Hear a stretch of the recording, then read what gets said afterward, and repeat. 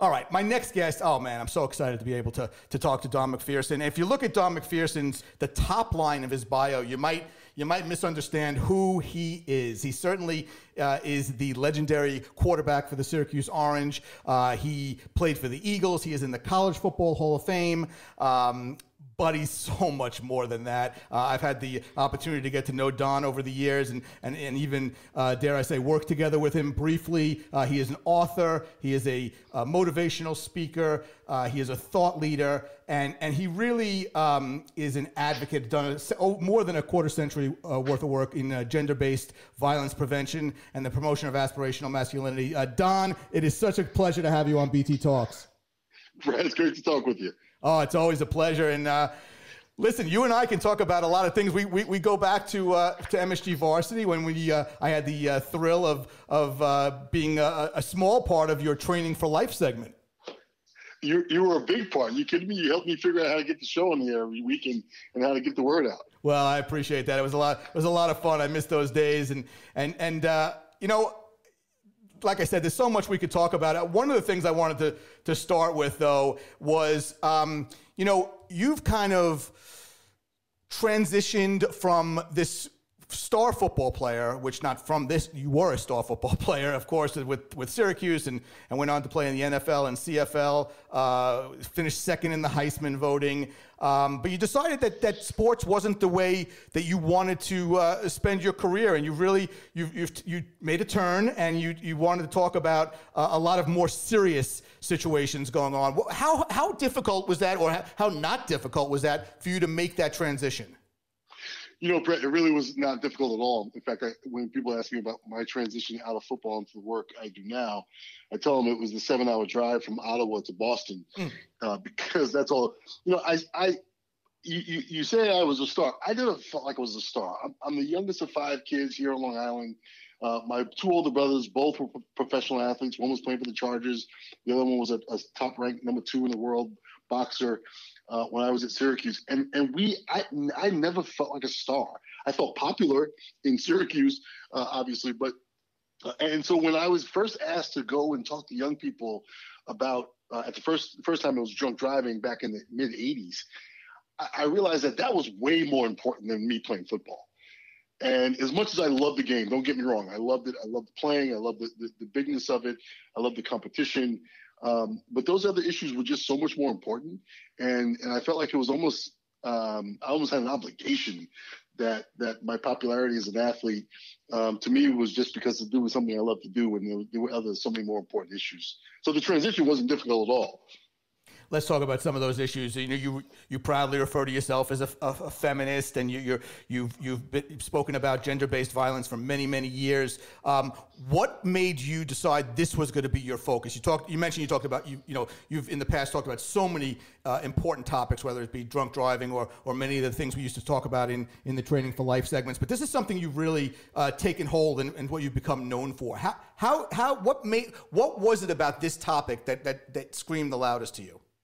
You know, when I was in high school, I knew that I was black, and I knew I was a black quarterback, and that was an issue. It was an issue during recruiting. It was an issue when I came out of college and went to the NFL, and that was a thing, right? To be a black quarterback was a thing. It still is a point of conversation. And I started doing all these things to demonstrate or represent my true identity, not just as a football player, as I said a moment ago. And so when I retired from football, part of the reason I retired was to go to work with a guy named Richard Lapchick. And those of us in New York, those of us of a certain vintage in New York, may remember the name Joe Lapchick, who was the first head coach and general manager of the Knicks.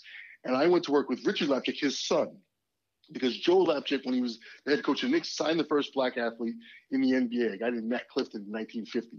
And so I went to work with Richard Lapchick, who was carrying on his father's legacy of racism in sport. And that was my issue. And then when I got to Northeastern to work with Rich, I met this guy, Jackson Katz, who was talking about issues of men's violence against women, around sexual assault, domestic violence, masculinity as a social construct, our understanding of what it means to be a man. And I was 29 years old. In my book, I have a chapter titled 29. I was 29 years old the first time I heard anyone talk about this issue, and realizing that all forms of men's violence against women are men's issues, right? We're the perpetrators of the violence, and we have to fix it. And so I said this in my book. What I learned from this guy was he asked me to use a privilege I didn't know I had, which was to not talk about the issue, to address a problem I didn't know was mine, which was the problem of men's violence against women and masculinity. And so part of what he was asking me to do, this guy Jackson Katz, who later became my mentor in this work, was to really use that ability to stand in front of men and engage men in a conversation around prevention of violence against women, but also, and this is more important to me, what's been sustainable for me, is to talk to men about who we are as people, who we are as whole people, whole men. And that's what I refer to as aspirational masculinity. And I think coming from you, a successful athlete, that, you know, it resonated with I'm sure a lot of men, more than just if it was a professor, you know, in sociology. That was, I mean, you were somebody who was a well-known name, a recognizable name, and you were basically, you know, preaching new words, right? I mean, new ideas and things that shouldn't have been hard to understand, but were very much needed to be spoken. Yeah, and it was, you know, one of the first presentations I did with the team in Boston was with the Nebraska football team back in the 90s when they had some really high-profile cases of Christian Peter and Lawrence Phillips. And I remember going in there thinking it was going to be this really antagonistic back and forth, but it wasn't. These guys were really looking for a positive conversation, or at least a conversation that wasn't indicting, that really welcomed them into exploring how these problems happen, and how do we as men become part of the solution. I'm going back to a Big Ten school in a couple of days to do the same thing, and the conversation has evolved some, but it really has been one that you know, for a lot of young men who have never been taught and never had these kinds of conversations, it's almost a relief to be able to say things out loud that they've heard about and talked about in shadows, but never out in public.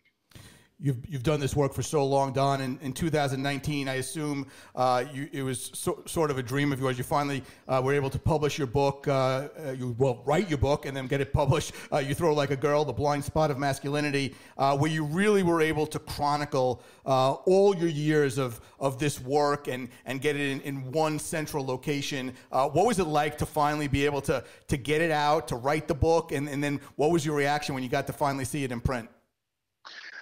The reaction was and still is overwhelming.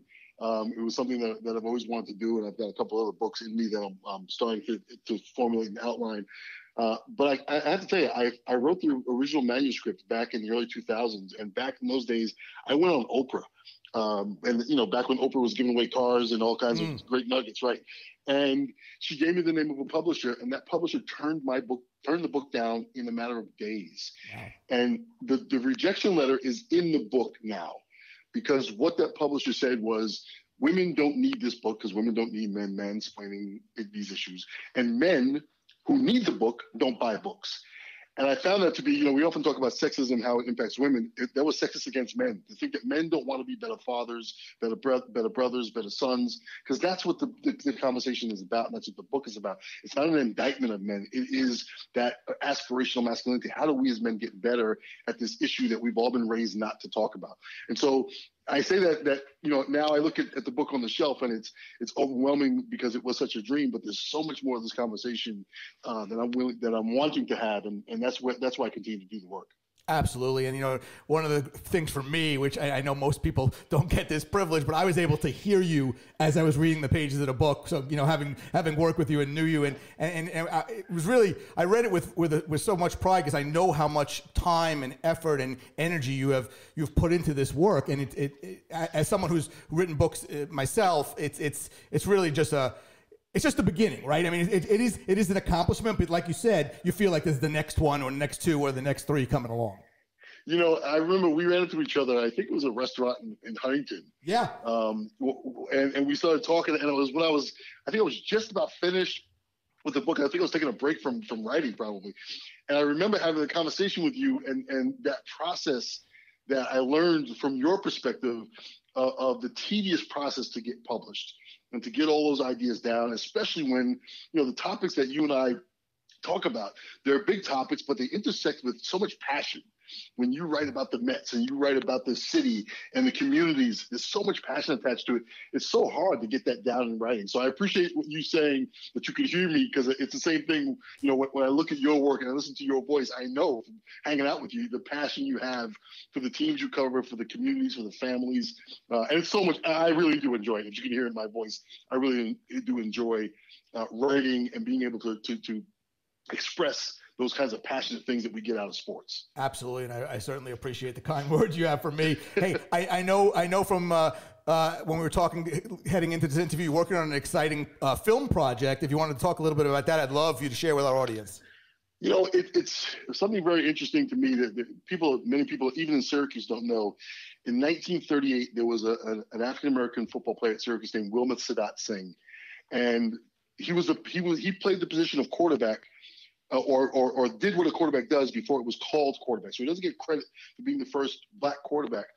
But Grantland Rice, who's one of the founders of the National Football Foundation, which is the College Hall of Fame and the big steward of amateur football, Grantland Rice wrote about him and compared him to Sid Luckman and the great quarterbacks, pro quarterbacks of that era.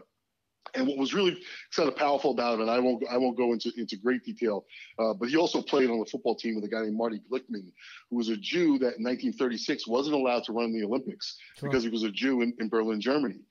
And 2 years later, Marty Glickman was on the football team with Wilma Sadat Singh, who in 1938 went to play Syracuse. Syracuse went to play Maryland, and Maryland wouldn't play Syracuse wouldn't play if he played, so he had to sit. And it's just such a powerful story that 2 years after that, Wilma Sadat Singh died as a member of the Tuskegee Airmen in air training over Lake Huron. And it's such a powerful story that not many people know. Many people in Syracuse don't know. But you fast forward to my years at Syracuse, and as I said, I was a black quarterback. It was still an issue. It's still an issue today. And so when we look at the trajectory of black quarterbacks and their ascension in sport, we look to see, are the social issues the same? And I came to this work because of people like Richard Lafchick, a white man doing work around race in sport. Have we progressed in social issues as well as we progressed in the sport? And I pose that not only have we not, but it's also the reason why in current day the NCAA effectively is gone. It was the guardrails of all the rules around college sports to protect student athletes, but that protection of student athletes is further and further gone out the window as more money has been generated in the sport, in college sports particularly. So, the film has evolved to tell the story about Wilma Sadat Singh, but there's this also other parallel narrative. When people wonder, how did we get to the point where the NCAA is gone? It's because the NCAA failed to do what it was supposed to do, and that was protect student athletes. And by the way, most of the student athletes who it failed to protect the most were the black athletes in football and basketball in the big time programs that you now have coaches making hundreds of millions of dollars, and still we're saying you still have student athletes on the field.